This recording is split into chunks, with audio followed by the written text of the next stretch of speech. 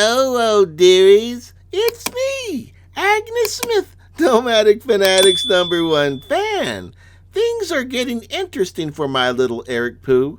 Now that my little cherub is committed to marrying his girlfriend of 2 years, Blossom, plans are already underway for the big day. Something that, quite frankly, us fans never thought would ever happen.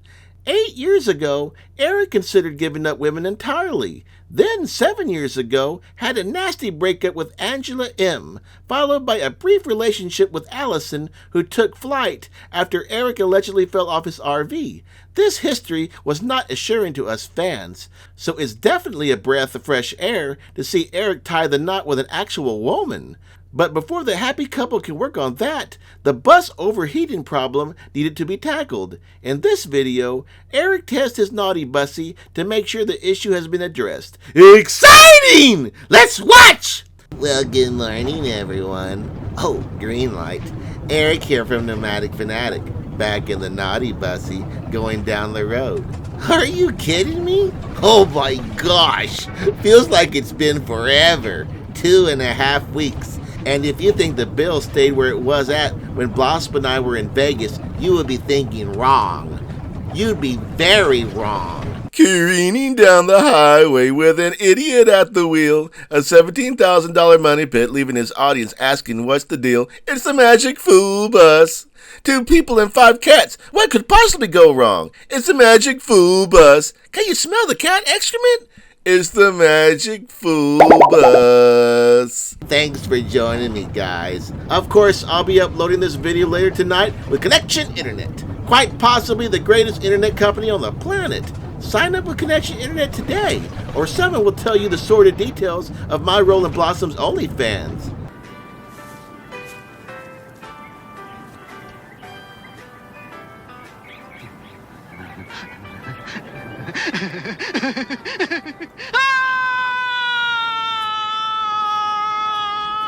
So don't be stupid. Go with the winner, Connection Internet. Enter the promo code Nomadic Schematic during sign up to get 15% off service. And I get a kickback. It's a win-win. You help me, and in turn I'm helped. The cats, wherever they are going for a road trip today. Going for a road trip. Come on. We're heading out to the beach today. The reason for this trip is to test out the repairs that have been done on the bus to make sure before we get out of here and plan any big trips out of California that the problem has really been fixed. That's my major focus today.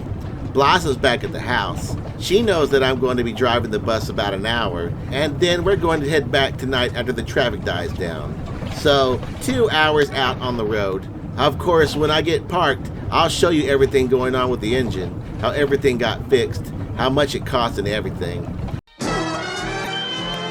Okay, after circling like 12 times, I finally found a space big enough for a 40-foot bus. So what if I'm taking up 5 spaces? What about other people? What about them? They could go fuck themselves. I hope no one parks behind me, then I'd be blocked in. That would be awfully inconsiderate. But I wouldn't put it past Californians. But for $15, I could stay here hogging these 5 spaces until 10 p.m. Then they'll have to free up space. It's basic war of attrition. So the Cummins bill was almost $9,000. I know some of you smartasses was betting who could guess the closest amount. Well, congratulations. You guessed $9,000. Wow, $9,000. It's like the guys at Cummins knew what I make in a month.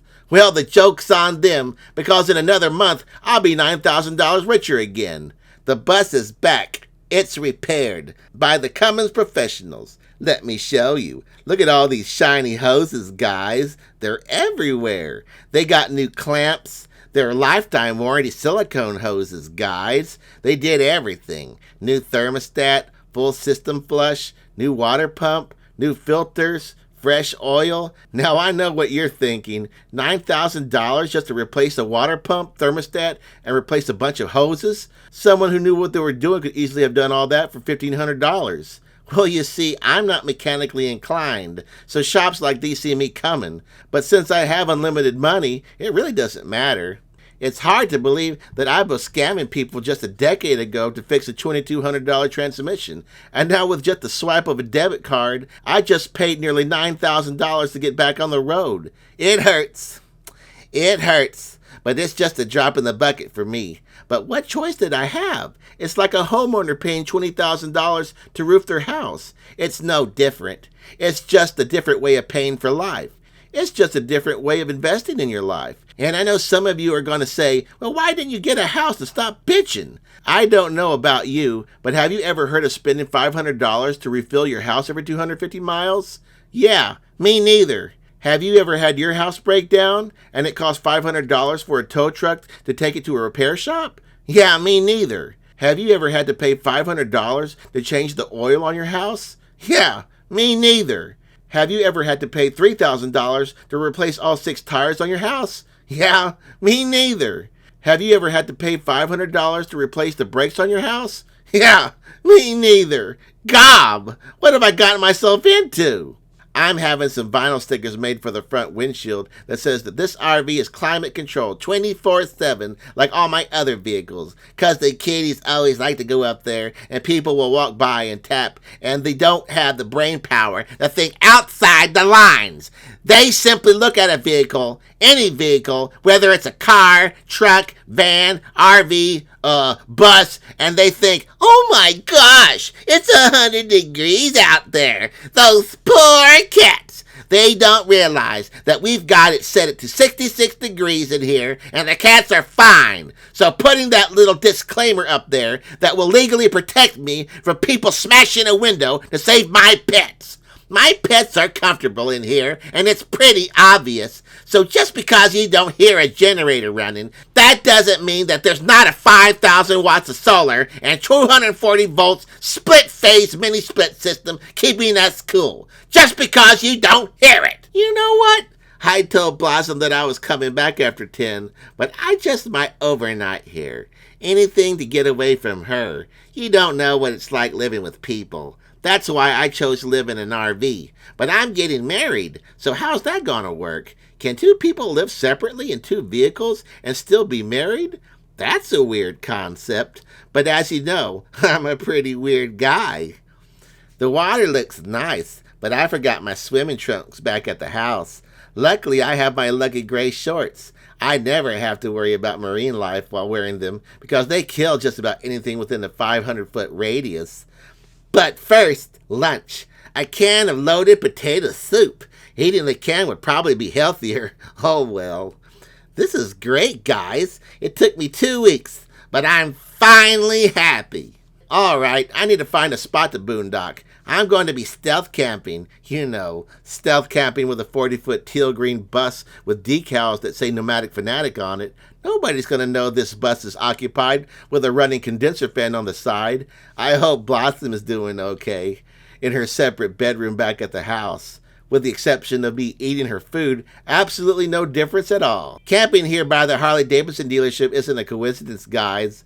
I'm thinking of trading Black Betty for a used one here. Nope, I never keep anything for very long. But I had Black Betty for about 4.5 years. That's practically the only large possession that I've ever owned the longest. I went through a Class A, 2 Class C's, a camper van, a smart car, and a whole plot of land in Arizona while owning this motorcycle. That's saying something. Even my romantic relationships never lasted this long. Am I going through a midlife crisis? What am I talking about? My whole channel is a midlife crisis. Bye, guys. Oh, my little Eric thinks he's going through a midlife crisis. That's probably because he is. This is what his audience had to say. You gotta lose that fake-ass laugh. That's what you call getting hosed. Dick move parking across multiple parking spaces.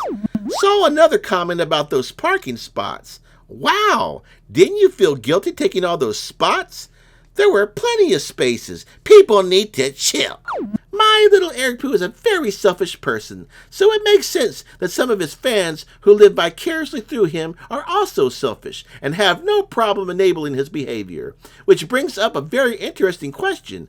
How does someone who only thinks of number 1 marry someone else? Some would say a recipe for an upcoming disaster. Have a blessed day, oh dearies. Nomadic Fanatic's #1 fan. Be sure to like, hype, and subscribe.